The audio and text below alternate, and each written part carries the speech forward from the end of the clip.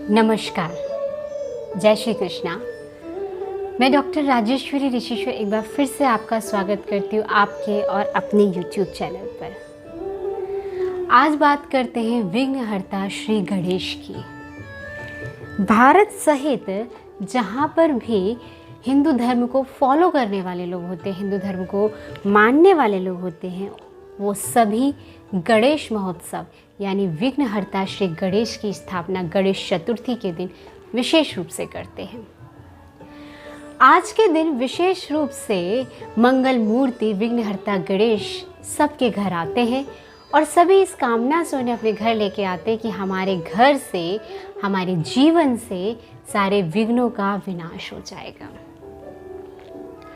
आखिर विघ्नहर्ता श्री गणेश इन सभी चीज़ों को मतलब जीवन में विघ्नों की समाप्ति को लेकर तथा शुभता को जीवन में धारण करने का एकमात्र आधार माने गए। कोई भी शुभ या मांगलिक काम होता है या कभी भी कोई ऐसा विशेष काम होता है तो प्रथम पूज्य श्री गणेश का ही हम स्मरण करते हैं और ध्यान करते हैं। यहाँ तक कि महाप्रभु श्री वेदव्यास जी ने जब उनके जीवन में ज्ञान का प्रागट्य तो था, लेकिन वो जब उन्होंने ये देखा कि धर्म आने वाले वक्त समय में, आने वाला समय जो आ रहा है इसमें धर्म अति शीघ्र पतन को पाएगा, तो धर्म को संहार करने के लिए, धर्म का संचय करने के लिए, धर्म को आधार देने के लिए उन्होंने विभिन्न ग्रंथों की रचना करी। जब उन्होंने विभिन्न ग्रंथों की रचना करी है तो उसमें उन्होंने देखा कि मैं जो ग्रंथ मुझे समाधि अवस्था में तो प्राप्त हुए हैं, लेकिन इनको लिखा कैसे जाए। तो महाभारत के 77वें आदि पर्व में लिखा गया, उन्होंने महाकवि वेदव्यास ने श्री गणेश के प्रार्थना करी है और कहा है कि हे प्रभु, आप मेरे जीवन में प्रागट्य करके, मेरे जीवन में आ करके जिस ज्ञान को मैंने समाधि अवस्था में रहकर प्राप्त किया है उस ज्ञान को लिपिबद्ध करें, उसको लिखें। गणेश जी जानते थे कि महाकवि वेदव्यास जी ये लिखना नहीं जानते, लेकिन इनके अंदर ज्ञान का बहुत बड़ा प्रागट्य है।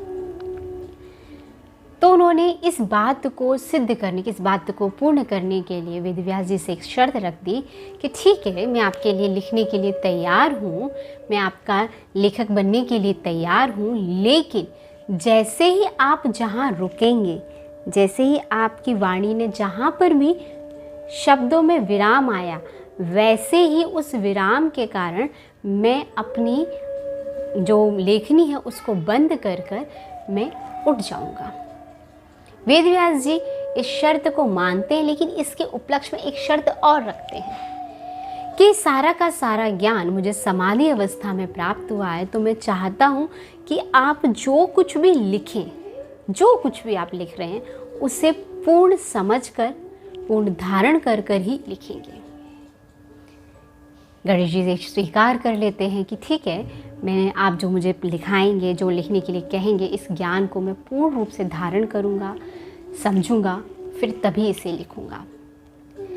अब लिखना प्रारंभ हुआ और जब लिखते लिखते कई जगह ऐसा आता था कि विरोधाभास होता था, फिर बैठते थे गणेश जी और अन्य संत के साथ और फिर लिखा जाता था।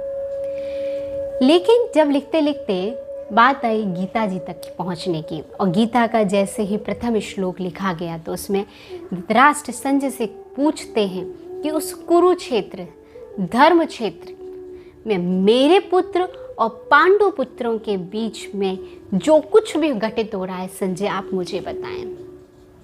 जब ये पहला श्लोक श्री गणेश जी के कानों में पड़ता है और इस श्लोक को वो देखते हैं तो वो इस श्लोक को समझने का प्रयास करते हैं कि जहाँ वो सिर्फ कर्म कुरुक्षेत्र है, इस कुरुक्षेत्र को धृतराष्ट्र एक संज्ञा क्यों दे रहे हैं, एक विशेष उपाधि क्यों दे रहे हैं, धर्म क्षेत्र क्यों कह रहे हैं। और जहाँ इस 5000 वर्ष पूर्व जहाँ वसुदेव कुटुंबकम की भावना थी, श्री कृष्ण का युग था, वहाँ अपने तेरे यानी मेरे पुत्र और पांडु पुत्र का उल्लेख क्यों आया है, इस चीज़ को वो समझने का प्रयास करते हैं। वो समझते हैं कि धर्म क्षेत्र कुरुक्षेत्र सारा संसार है, और इसमें जब अपना तेरा जब प्रवेश कर जाता है, जब व्यक्ति अपने को अधिक स्वार्थी सिद्ध करने पे तुल जाता है, अपनी आवश्यकता से अधिक संग्रह करना उसके जीवन का उद्देश्य बन जाता है, तो एक जीवन में नया महाभारत खड़ा हो जाता है। इस महाभारत युद्ध को समझते हुए, भगवान के दिए गीता को ज्ञान को समझते हुए उन्होंने इसे धारण किया, उसके बाद इसे लिपिबद्ध किया। इसी के आधार पर वो विघ्नहर्ता श्री गणेश बन पाए, इसलिए वो मंगल मूर्ति कहला पाए कि उनके जैसे ही जहाँ स्थापना हो जाती है, जहाँ उनका प्रागट्य हो जाता है, वहाँ हर चीज़ मंगलमय होने लगती है। वो विघ्न विनाशक कहलाए, क्योंकि जहाँ उनका प्रागट्य है, जहाँ मंगल मूर्ति है, वहाँ विवेक बुद्धि है, आध्यात्मिक बुद्धि है, तो वहाँ हमेशा ही विघ्नों का विनाश होगा ही होगा। विघ्नहर्ता कहलाए वो। दूसरा, गणेश जी के साथ हमेशा स्वास्तिक को जोड़ा जाता है। स्वास्तिक यानी स्व सु अस्ति, संस्कृत के शु अस्ति से ये शब्द लिया गया, स्वास्तिक। जब भी गणेश जी की स्थापना होती है तो स्वास्तिक का निर्माण करते हैं, उस पर अक्षत रखते हैं और फिर कलश स्थापना करते हैं। स्वास्तिक का मतलब है कि जहाँ गणेश जी की स्थापना हो गई, यानी शुभता की जहाँ प्रवेशता हो गई, तो रिद्धि सिद्धि शुभ और लाभ ये आपके जीवन में अपने आप प्रागट्य कर जाएंगे। लेकिन पहले आपको गणेश बुद्धि की तरह, निष्पक्ष बुद्धि की तरह, विवेक बुद्धि की तरह, आध्यात्मिक बुद्धि की तरह आपको प्रत्येक कर्म में सहयोग देना है, इस जीवन में सहयोग देना है। जैसे ही फिर हम कलश स्थापना करते, उस पर नारियल की स्थापना करते, तो ये मानो एक संपूर्ण गणेश जी के विग्रह का चित्रण कर देता है। उसमें लंबोदर और विशालकाय सर दोनों का ही चित्रण आता है, यानी जिसके अंदर ज्ञान के कलश के समान ज्ञान उसके जीवन में, उसके उदर में धारण है, उसके जीवन में धारण है। और विशाल बुद्धि का प्रतीक नारियल, जिसके अंदर पानी भी है, मिठास भी है, और किसी के आगे अपनी बात को सिद्ध करने का अधिकार भी है, जिसमें कोई मिलावट नहीं कर सकते। नारियल के अंदर जैसे बाहर से हर वस्तु में एक मिलावट की जाती है, कलयुग को जब से देखा जाता है, लेकिन नारियल के पानी में और नारियल में कहीं से कोई मिलावट नहीं की जा सकती। वैसे विशुद्ध ज्ञान का प्रतीक ये नारियल, और नारियल के ऊपर कलश। कलश और नारियल की इस उपासना को, इस पद्धति को आध्यात्मिक, विशुद्ध आध्यात्मिक ज्ञान कहा गया। कि जहाँ विघ्नहर्ता गणेश जी की स्थापना है, तो जीवन में आए हुए गणेश जी सारे के सारे विघ्नों का विनाश करते हैं। और हमारे जीवन में मंगल मूर्ति गणेश की स्थापना होते ही हम कैसे हो जाते? दिव्य बुद्धिधारी हो जाते हैं, क्योंकि गणेश शिव और माँ पार्वती के पुत्र हैं। सारा जगत जिन्होंने रचा उन्हीं के गणेश जी भी हैं, लेकिन वो स्पष्ट, उन्होंने सारे ज्ञान को समझा, धारण किया, और उस ज्ञान को धारण करके फिर उसे लिपिबद्ध किया। क्योंकि ये सारा का सारा ज्ञान वेद व्यास ने समाधि अवस्था में पाया था, तो इस समाधि अवस्था को वो अपने शब्दों में, एक विस्तृत शब्दों में लिखना चाहते थे, इसलिए उन्होंने गणेश जी का आधार लिया। विस्तृत शब्दों में किस लिए? कि जैसे इस समाज को, जब एक छोटा बालक आता है, छोटे कोई आता है, वो अज्ञान होता है, उसे नहीं पता होता, जब लेकिन उसे जब मोरल वैल्यू उसके मूल तत्वों से उसे जोड़ा जाता है, तो मूल तत्वों से जोड़ते वक्त क्या करते? किसी न किसी उदाहरण का, किसी न किसी कहानी का हम सहारा लेते हैं।